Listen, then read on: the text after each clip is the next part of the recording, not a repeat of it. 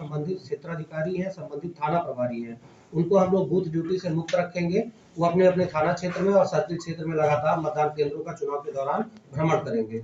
दूर के कुछ एरिया है, कुछ सेंसिटिव एरिया है, वहां पर क्रिटिकल मोबाइल हम लोग अलग से चला रहे हैं कि क्रिटिकल मोबाइलों को कुछ सेंटर दिए जाएंगे, 3 सेंटर 4 सेंटर इस टाइप के।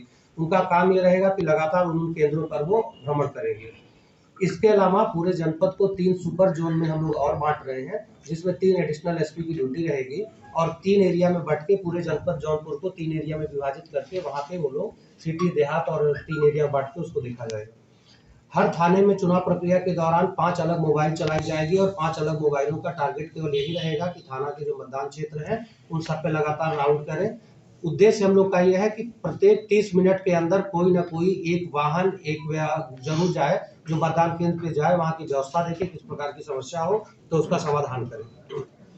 जहां तक सेंट्रल पैरामिलिट्री फोर्सेज का सवाल है, जनपद जौनपुर में 127 कंपनी की हम लोगों ने डिमांड की है, जो कि स्वीकार कर ली गई है। चुनाव में 127 कंपनी पैरामिलिट्री फोर्स हमें मिलेगी। 3 कंपनी कल हमारे पास आ जाएगी आईटीबीपी की। ये जो एरिया डोमिनेशन का काम है ये कल से शुरू हो जाएगा।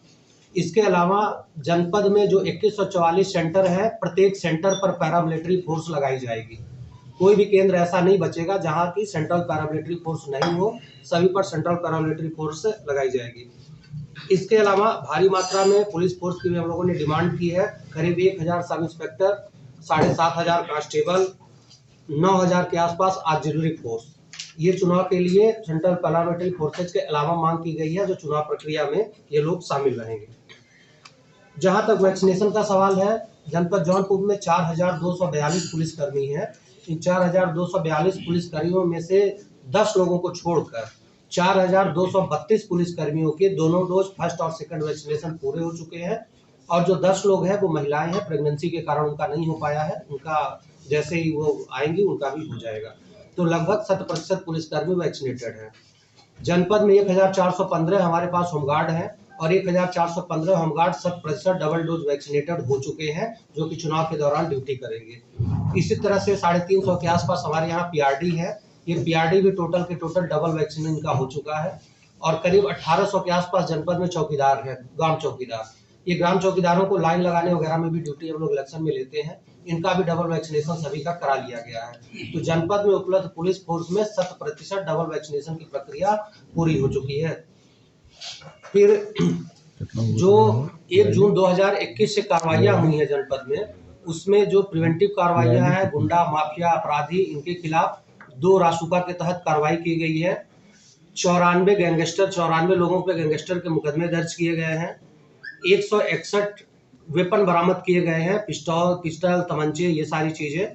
इसके अलावा तमाम लोगों पे गुंडा के तहत जिला बदर की और 116(3) के तहत कार्रवाइयां की गई हैं। 2017 में जो चुनाव जनपद जौनपुर में हुआ था, उसमें कोई भी अभियोग पंजीकृत चुनाव प्रक्रिया के दौरान नहीं हुआ था।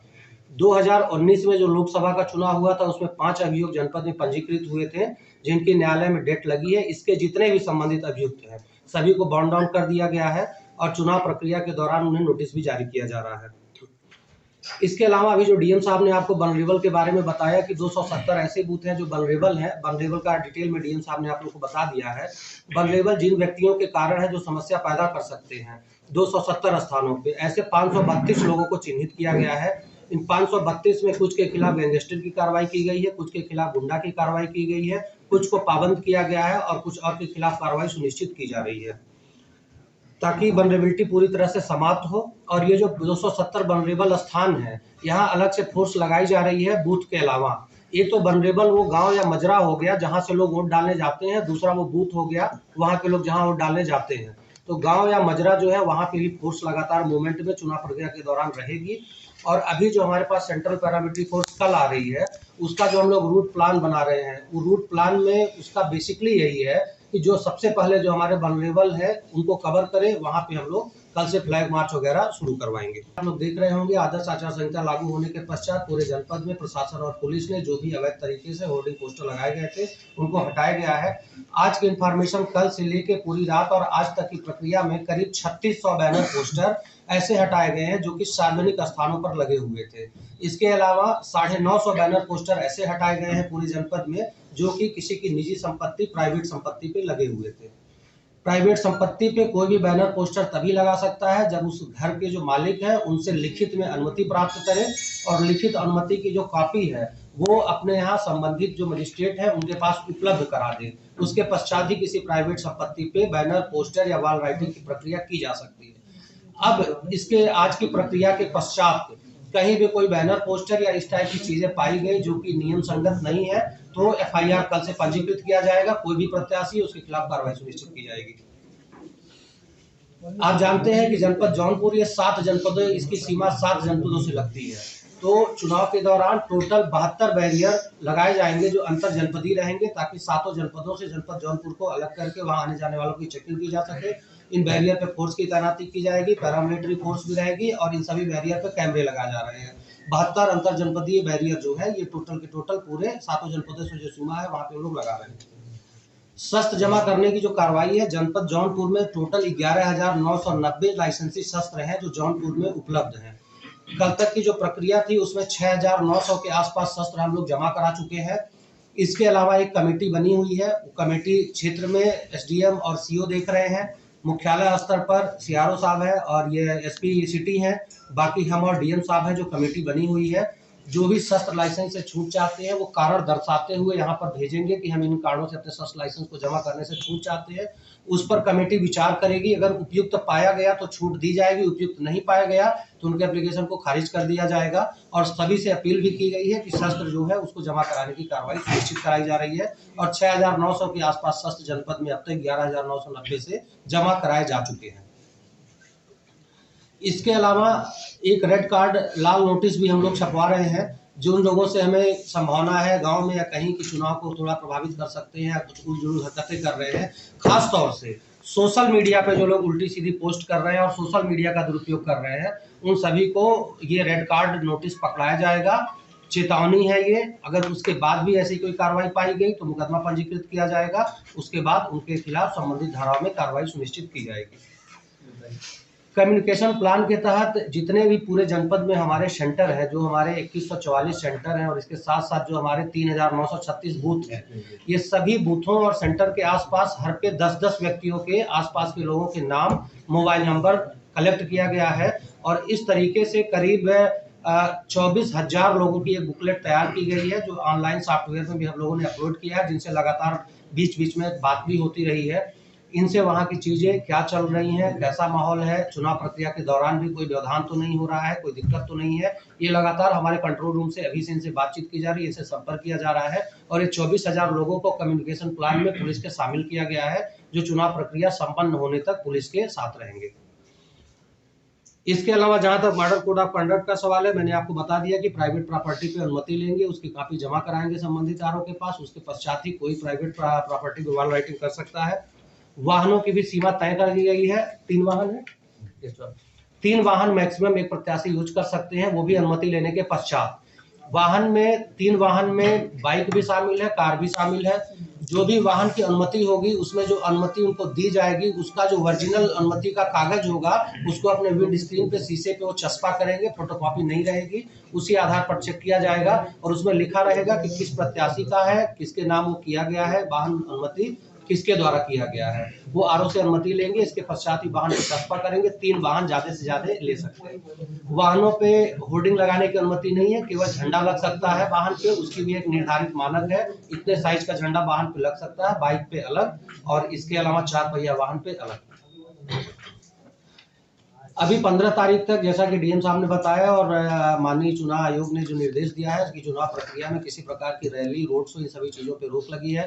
15 तारीख को कोविड की जो स्थिति प्रदेश में है उसको देखते हुए जो आगे निर्वाचन आयोग का निर्देश प्राप्त होगा उसके अनुरूप कार्रवाई की जाएगी। जनपद जौनपुर में टोटल 9 के 9 विधानसभाओं में 25 हेलीपैड हम लोगों ने चिन्हित किया है और 25 हेलीपैड जो है उनके जो कोऑर्डिनेट्स हैं वो हम लोगों ने रखा हुआ है। और पहले आओ पहले पाओ की तर्ज पर जो व्यक्ति अनुमति लेगा, अगर 15 के बाद रैली या सभा की अनुमति होती है, हेलीकॉप्टर उतरने की होती है, तो ये स्थान में जो पहले अप्लाई करेगा उसको वो स्थान आवंटित किया जाएगा। टोटल इस तरह से 25 स्थान जनपद में चुने गए हैं। तो यहाँ का प्रशासन और पुलिस विभाग चुनाव के लिए पूरी तरह से तैयार है। मीडिया बंधुओं का भी लगातार आप लोग का सहयोग रहता है। तमाम सूचनाएं ऐसी हैं जो आप लोग से मिलती रहती हैं। एक आप लोगों से अपील है कि आप लोग ये चीज़ जरूर मीडिया और पत्र में छापें कि सोशल मीडिया का कोई भी व्यक्ति अगर दुरुपयोग करेगा तो लगातार मीडिया सेल भी उन पर नजर रख रहा है। किसी भी प्रकार की उल्टी सीधी पोस्ट या चुनाव को प्रभावित करने की कोई चीज डाली गई तो उसे गंभीर धाराओं में मुकदमा पंजीकृत करके उसके खिलाफ कार्रवाई सुनिश्चित की जाएगी। धन्यवाद। विधानसभा सामान्य निर्वाचन 2022 को लेकर माननीय निर्वाचन आयोग ने 8 तारीख को प्रेस कॉन्फ्रेंस करी थी। तभी से आदर्श आचार संहिता लागू हो गई थी और उसके क्रम में हम लोगों ने आदर्श आचार संहिता का अनुपालन को जिले में सुनिश्चित करा लिया है। आज ये प्रेस कॉन्फ्रेंस बुलाई गई थी ताकि हम यहाँ की जो स्पेसिफिक डेट्स हैं और यहाँ की तैयारी है उसके बारे में बता सकें। सबसे पहले जो चुनाव के लिए आवश्यक होता है मतदाता सूची, उसके बारे में बताना चाहूँगा कि जो असम्बली डिवीजन हमारा 1 नवंबर से चला और 5 दिसंबर तक चला, उसमें हमारे कुल 1,31,000 से ज़्यादा मतदाता जुड़े और हमारे जनपद में कुल आज की डेट में 34,80,000 मतदाता है। सबसे अच्छी बात जो इस असम्बली डिवीजन में रही वो ये कि पिछले विधानसभा में जो जेंडर रेशियो हमारा 879 था, वो इस विधानसभा में जो असम्बली डिवीजन के बाद प्रशासन हुआ बढ़ के 923 हो गया। इस प्रकार से 44 पॉइंट का जो इजाफा हुआ है इस पूरे प्रक्रिया के दौरान, वो एक काफ़ी उल्लेखनीय है। बहुत बड़ी मात्रा में जो यंग वोटर्स हैं वो जुड़े हैं हमसे। 43,000 से ज़्यादा यंग वोटर 18 से 19 साल में हम लोगों ने जोड़ा है और ईपी रेशियो हमारा 66.97 हो गया है। तो इस प्रकार से हमारी मतदाता सूची में काफ़ी इम्प्रूवमेंट है। पूरे जिले को प्रशासनिक दृष्टिकोण से, सुरक्षा के दृष्टिकोण से हम लोगों ने 261 सेक्टर में बांटा है, 32 जोन है। पुलिस की, प्रशासन की, मैजिस्ट्रेट की पूरी व्यवस्था हो गई है। जो हमारे सेक्टर ऑफिसर्स हैं वो लगातार भ्रमण भी कर रहे हैं। उन्होंने वल्नरेबल और क्रिटिकल बूथ्स आइडेंटिफाई किए। 370 क्रिटिकल बूथ्स हमारे जनपद में चिन्हित हुए हैं और उन सब पे हम लोग जो भी प्रिवेंटिव एक्शन है, जो भी कॉन्फिडेंस बिल्डिंग मेजर्स है वो ले रहे हैं और शांतिपूर्ण चुनाव हम लोग कराएंगे। यहाँ पे हमारे जो जनपद में चुनाव 7वें चरण में है, जिसमें निर्वाचन की अधिसूचना का दिनांक 10 फरवरी को हमारे यहाँ पे नामांकन प्रारंभ होगा और 17 फरवरी को नामांकन का अंतिम दिन है। स्क्रूटनी 18 तारीख को है। विड्रॉल जो है वो 21 फरवरी को होगा और मतदान का दिनांक जो है वो 7 मार्च को होगा और मतगणना जो है वो 10 मार्च को पूरे प्रदेश में एक साथ होगी।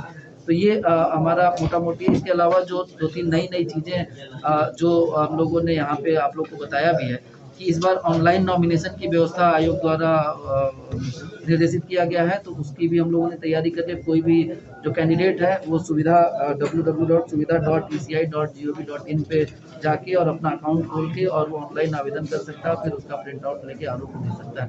इसके अलावा जो पहले 5 लोग जाके नामांकन कराते थे, अब वो संख्या घटा के 2 कर दी गई कि वो 2 लोग नामांकन के दौरान जा सकते हैं और अपना नामांकन कराएंगे। कोविड की गाइडलाइन, कोविड को लेके बहुत ही स्ट्रिक्ट गाइडलाइन माननीय आयोग द्वारा जो जारी की गई है उसका भी हम लोग 100% अनुपालन कराएंगे। अभी 15 जनवरी तक हर तरह की सभा, रैली और किसी भी तरह के उस पर रोक लगी हुई है। 15 जनवरी के बाद जो भी आयोग के निर्देश होंगे उसका हम लोग अनुपालन कराएंगे।